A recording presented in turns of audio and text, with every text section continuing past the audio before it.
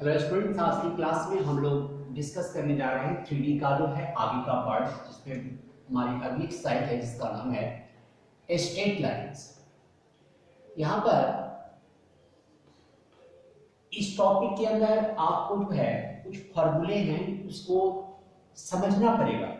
यदि फॉर्मूले के कंसेप्ट को आप समझ लेते हैं तो फिर यहाँ से क्वेश्चन सॉल्व करने में आपको काफी आसानी मिलेगी। तो स्ट्रेट लाइंस में कुछ फॉर्मूले हैं, इस बात को देखें।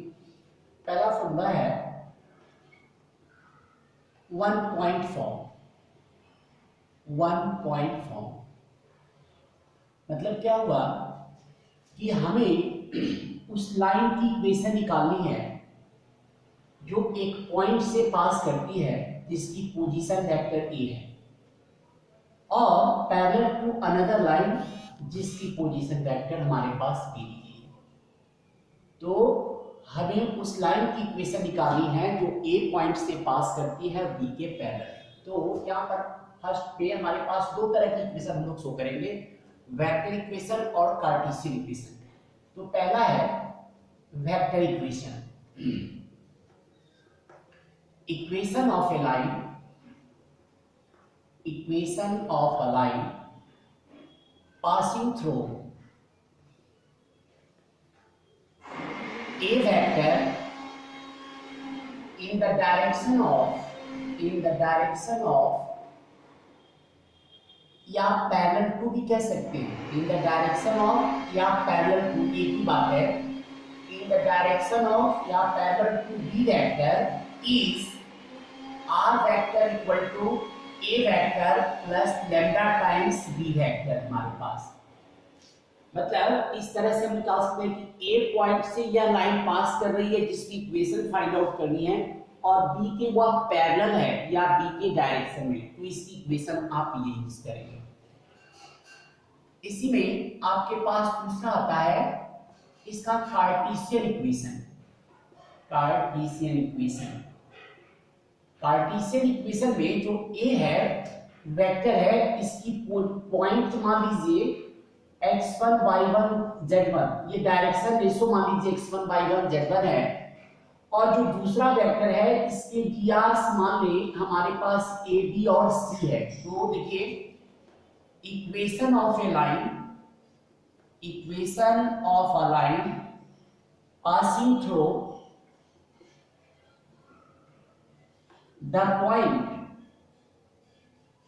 x1 y1 z1, ये लाइन जो है वो x1 y1 z1 से पास करती है, and parallel to a line, parallel to a line having drs direction ratios a b and c is, उस लाइन की इक्वेशन हो जाएगी x minus x1 by A, ये equal to y minus y1 by D, और ये equal to z minus z1 by C. Line x1 y1 z1 से पास कर रही है और जिसके पैरेलल है उसकी डायरेक्शन रेशो हमारे पास ए बी सी दी गई है। तो ये पहला फॉर्मूला है 1 पॉइंट फॉर्म कि लाइन एक पॉइंट से पास करती है तो उस केस में हमारी वेक्टर और कार्टेशियन इक्वेशन ये होती है, इसे आपको लर्न करनी है। अब यहां पर सेकंड टाइप है जिसका नाम है 2 points form. 2 points form, 2 points form. अब यहां जो लाइन दी गई है ये लाइन एक की जगह 2 पॉइंट से पास करती है, ए वेक्टर और बी वेक्टर, तो हमारे पास अलग अलग पॉइंट से पास करने वाली लाइन है। तो यहां पर वेक्टर इक्वेशन क्या हो जाएगी?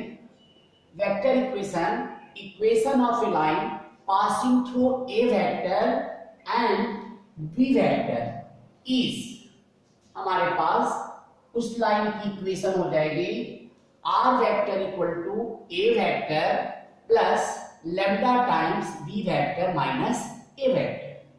मतलब जब लाइन 2 पॉइंट से पास करेगी तो उस केस में आपका इक्वेशन बन गया R vector equal to A vector plus lambda times B minus A vector. अब यहीं पर देखिए इसकी कार्टेशियन इक्वेशन क्या होगी? ए पॉइंट का पोजीशन हमारे पास x1 y1 z1 दिया गया है, और बी पॉइंट की पोजीशन आपके पास x2/2 एंड z2 दी गई है, तो उस केस में इस लाइन की इक्वेशन क्या हो जाएगी, कार्टेशियन इक्वेशन की बात कर रहा हूं।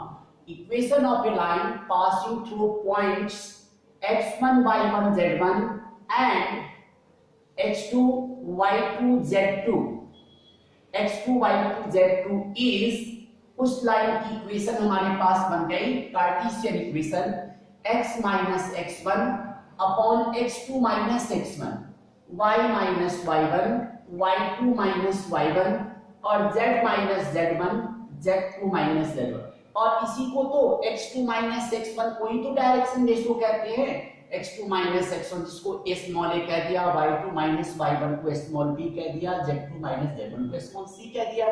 तो कहीं ना कहीं ये पहला और दूसरा इक्वेशन इंटर रिलेटेड है हमारे पास।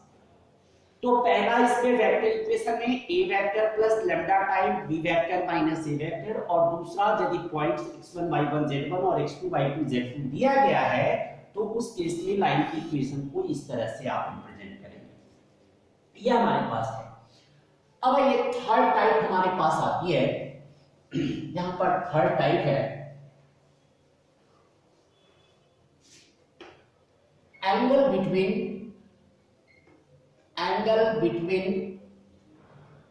Two lines. Angle between two lines, दो लाइन के बीच की एंगल निकालनी है। देखिए जी, आपके पास एक लाइन ये है, दूसरी लाइन ये है, मान लीजिए O पॉइंट है, और ये हमारे पास इसकी इक्वेशन दी गई है r vector equal to a1 plus lambda b1 vector, और ये दूसरा दिया गया है r vector equal to a2 plus mu b2 vector हमारे पास, और इन बिटवीन एंगल थीटा दिया गया है। तो हमें इन दोनों लाइनों के बीच की इक्वेशन निकालनी है।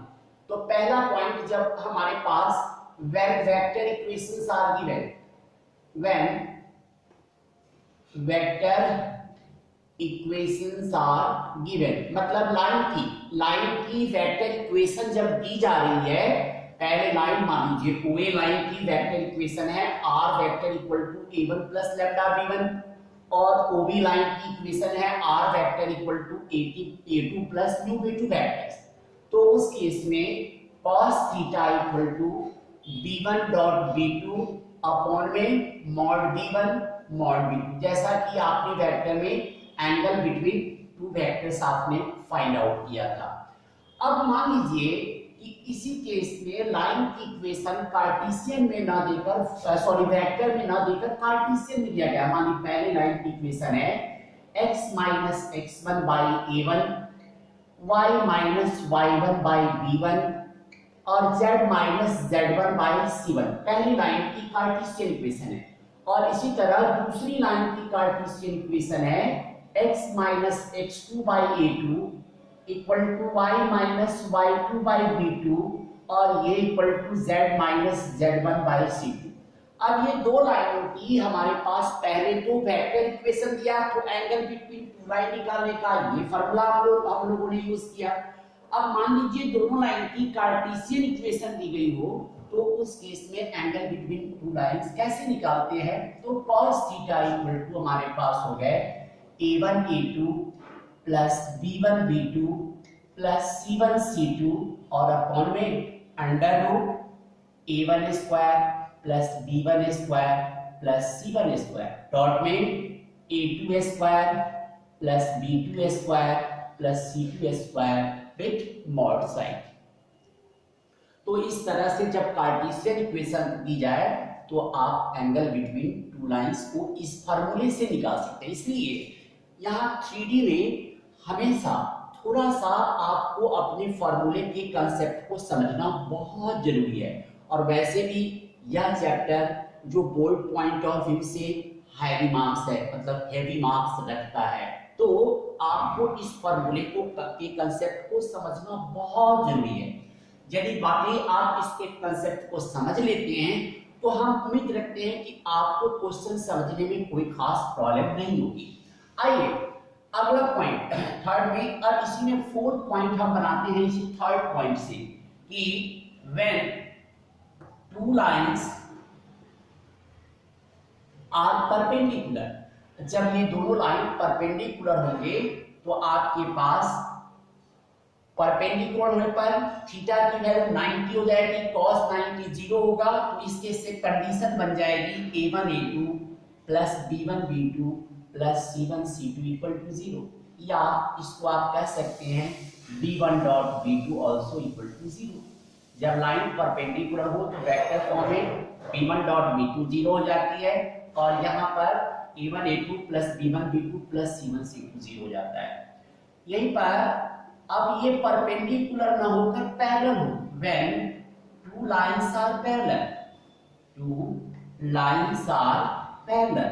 पैरेलल होने पर क्या कंडीशन बनेगी, आपके पास a1 by a2 equal to b1 by b2 equal to c1 by c2। Line parallel हो तो ये रेशो आपके पास इक्वल होंगे। एंड यदि वेक्टर फॉर्म में कहें तो एक वेक्टर दूसरे वेक्टर का कांस्टेंट मल्टीपल हो जाता है। लैम्डा मतलब यहाँ पर वेयर लैम्डा इज कांस्टेंट। आपने वेक्टर में भी किया था कि एक वेक्टर दूसरे वेक्टर का कांस्टेंट मल्टीपल हो तो उस केस में आप लोग क्या कर सकते हैं, निकाल सकते हैं इसकी विधि। हमारे पास ये बता सकते हैं कि ये दोनों लाइन आपस में पैरेलल है।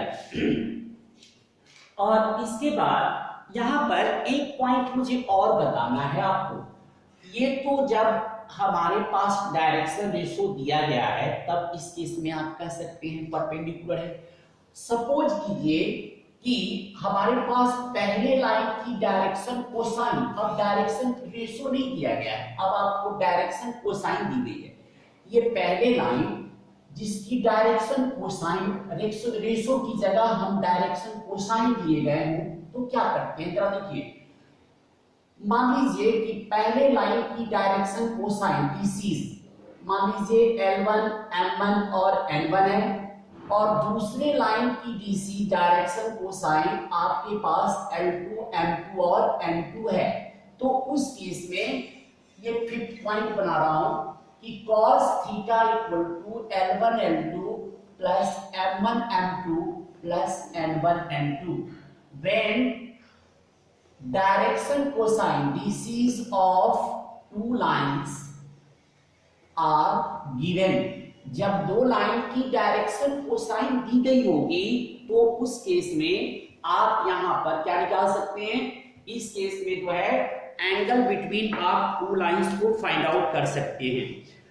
अब यहां पर जैसे आपने पैरेलल होने की कंडीशन को देखा है, इसी तरह इसमें भी आप क्या निकाल सकते हैं, इसमें परपेंडिकुलर होने की कंडीशन भी निकाल सकते हैं। जिस तरह से पैरेलल की कंडीशन निकाला आपने, उसी तरह परपेंडिकुलर की कंडीशन को भी आप फाइंड आउट कर सकते हैं। यहां पर मान लीजिए केस बन जाएगा कि when two lines are perpendicular हो तो उसमें क्या होगा, L1 L2 plus M1 M2 plus N1 N2 equal to 0 हो जाएंगे आपके पास। इसके बाद देखिए, और मान लीजिए कि जब ये दोनों पैरेलल हो जाए तो व्हेन ये टू लाइंस आर पैरेलल होने पर क्या करेंगे हम लोग, उसके जैसे डायरेक्शन रेशो में देखा था कि L1 by L2 M1 by M2 और N1 by N2 ये दोनों हमारे पास रेशो सेम होंगे। तो जैसे डायरेक्शन रेशो में A1 by A2 B1 by B2 C1 by C2 equal हो तो पैरेलल होते हैं, सिमिलर वे में डायरेक्शन कोसाइन के साथ का कंडीशन भी हमारे पास ऐसा है। डायरेक्शन रेशो में A1 A2 plus B1 B2 plus C1 C2 equal to 0 होता था, यहाँ पर L1 L2 plus M1 M2 plus N1 N2 equal to 0 हो गया हमारे पास। और आइए एक लास्ट पॉइंट इसके साथ, लास्ट पॉइंट है, इसके बाद स्ट्रेट लाइन के सारे क्वेश्चन हमसे सॉल्व हो जाएंगे। एक पॉइंट है जिसको बोलते हैं शॉर्टेस्ट डिस्टेंस। ये बहुत अच्छा मतलब सही है, इंपॉर्टेंट है। शॉर्टेस्ट डिस्टेंस जब दो लाइन स्क्यूड लाइंस हो, स्क्यूड लाइंस का मतलब क्या हुआ कि जो जब दो लाइन पैरेलल नहीं हो। सपोज कीजिए R vector equal to A1 plus lambda B1, ये पहली लाइन की इक्वेशन है, और R vector equal to A2 plus U B2। Best ये है कि यदि कार्टेशियन में इक्वेशन दी गई हो तो आप वेक्टर में कन्वर्ट कर लें, और यही एक तरह से कह सकते हैं कि perpendicular distance between two lines, एक तरह से शॉर्टेस्ट डिस्टेंस तो वही हो सकता है। तो ये शॉर्टेस्ट डिस्टेंस निकालने के लिए, जिसको हम शॉर्ट में एसडी बोलते हैं, इसको कहते हैं हम लोग a2 vector minus a1 vector, इस तरह इनटू में b1 क्रॉस b2 और अपॉन में b1 क्रॉस b2 का मैग्नीट्यूड और ओवरऑल होल का मैग्नीट्यूड। तो कहने का मतलब ये शॉर्टेस्ट डिस्टेंस निकालने का हमारे पास ये फॉर्मूला, इसमें हमें कार्टेशियन फॉर्मूले है फॉर्मूला, लेकिन यह लेंथी फॉर्मूला है, इसलिए बेस्ट ये है कि आप इसके वेक्टर फॉर्मूला को लर्न कर लें। अब ये टोटल ये 5 और 6 टाइप्स के फॉर्मूले को यदि बेसिकली हम ढंग से लर्न कर लेते हैं तो इस एक्सरसाइज पर क्वेश्चन को सॉल्व करना आपके लिए आसान हो जाएगा। अब चलिए एक दो क्वेश्चन मैं आपको सॉल्व कर बताता हूं, इस पर नेक्स्ट क्लास में हम इस पे कुछ और क्वेश्चन डिस्कस करेंगे, लेकिन फर्स्ट ऑफ ऑल आपके लिए क्या है, ये मानकर चलें कि आपकी ये होमवर्क है। यदि बाकी आप चाहते हो कि 3D हमें अच्छी तरह आ जाए तो इसके लिए आप सबसे पहले इसके फॉर्मूले को अच्छी तरह से लर्न कर लें। चलिए फिर भी हम इस पर कुछ क्वेश्चन कराते हैं, कुछ और क्वेश्चन भी हम लोग डिस्कस करेंगे, लेकिन नेक्स्ट क्लास में करेंगे। आइए फर्स्ट क्वेश्चन, ये एक्सरसाइज हमारे पास है 11.2। इसमें पहला क्वेश्चन दिया गया है, देखिए फर्स्ट क्वेश्चन में है कि so that 3 lines with direction cosine, 3 line की अलग अलग डायरेक्शन कोसाइन हमारे पास दिया गया है, L1 M1 N1। ये पहले लाइन की डायरेक्शन कोसाइन दी गई है 12/13 -3/13 और -4/13। ये पहले लाइन की डायरेक्शन कोसाइन है। L2 M2 N2, ये दूसरे लाइन की डायरेक्शन कोसाइन आपके पास है 4/13, इसके बाद है 12/13,